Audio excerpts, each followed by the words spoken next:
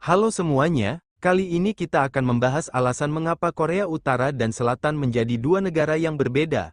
Meskipun mereka memiliki ras dan akar sejarah yang sama, mari kita bahas lebih lanjut. Sebelum terpisah menjadi Korea Utara dan Selatan, wilayah Korea pernah dikuasai beberapa era kerajaan sejak zaman kuno, dimulai dari era Gojoseon, 3 kerajaan, Joseon dan terakhir Kekaisaran Korea, yang menjadi korban penjajahan Jepang selama 35 tahun. Lalu, kapan terbentuknya Korea Utara dan Selatan?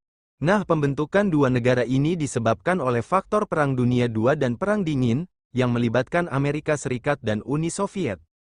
Jadi pada tahun 1945, setelah kekalahan Jepang di Perang Dunia Kedua, rakyat Korea menuntut kemerdekaan kepada Amerika, karena sebelumnya Korea sudah dijanjikan kebebasan, yang tercatat dalam Deklarasi Kairo.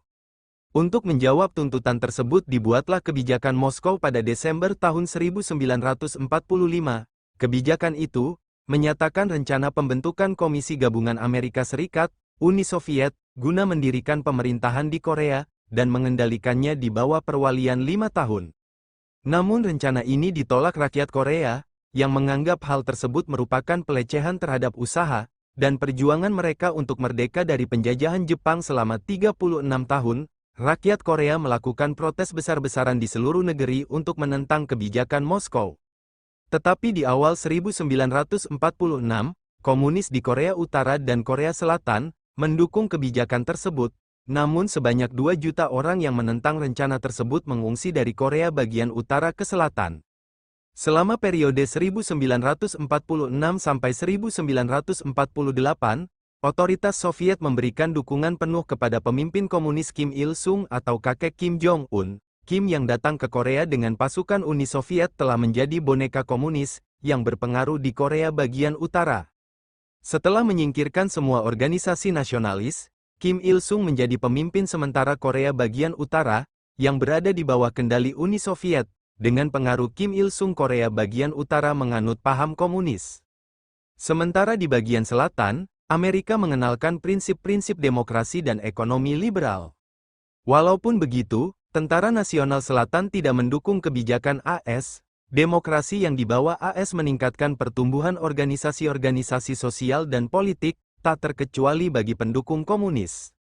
Seperti Partai Komunis Korea, yang mengubah namanya menjadi Partai Buruh, kemudian partai ini menghasut gerakan buruh, mencetak uang palsu, dan terlibat dalam aktivitas ilegal. Akhirnya pemerintah AS memaksa mereka untuk pergi ke bagian utara dan Korea Selatan saat itu dipimpin oleh Syngman-rhee, yang ditunjuk AS sebagai pemimpin pemerintahan sementara. Tahun 1947 Amerika Serikat dan PBB hendak membuat pemilu untuk mendirikan pemerintahan yang resmi di Korea. Namun bagian selatan Korea Utara, yang dipimpin Kim Il-sung menolak, sehingga pemilu hanya dilaksanakan di bagian selatan. Pada tanggal 15 Agustus tahun 1948, Republik Korea sah berdiri. Syngman-rhee mengambil sumpah jabatan sebagai Presiden pertama Republik Korea, yang berada di bagian selatan. Sementara itu Korea Utara, mulai melaksanakan rencana di bawah Uni Soviet, dan mengangkat Kim Il-sung sebagai Presiden Republik Rakyat Demokratik Korea, pada bulan September tahun 1948. Namun berpisahnya bagian selatan dan utara akan memicu sebuah konflik dan perang yang mematikan dalam sejarah Korea. Karena banyaknya bantuan militer dari RRC dan Soviet ke utara, Kim Il-sung akhirnya memulai perang untuk merebut Korea bagian selatan, yang saat itu persenjataan dan militer kurang diperhatikan Amerika. Penyerangan Korut ke Korsel pun dimulai pada bulan Juni tahun 1950, perang tersebut berkecambuk selama 3 tahun. Awalnya Korut berhasil merebut daerah-daerah Korsel, namun Amerika dan PBB mengirim bantuan militer dan persenjataan, kemudian kembali mengambil alih daerah Korsel yang dikuasai Korut. Bahkan pasukan AS dan PBB berani maju dan mengambil alih sebagian daerah Korut.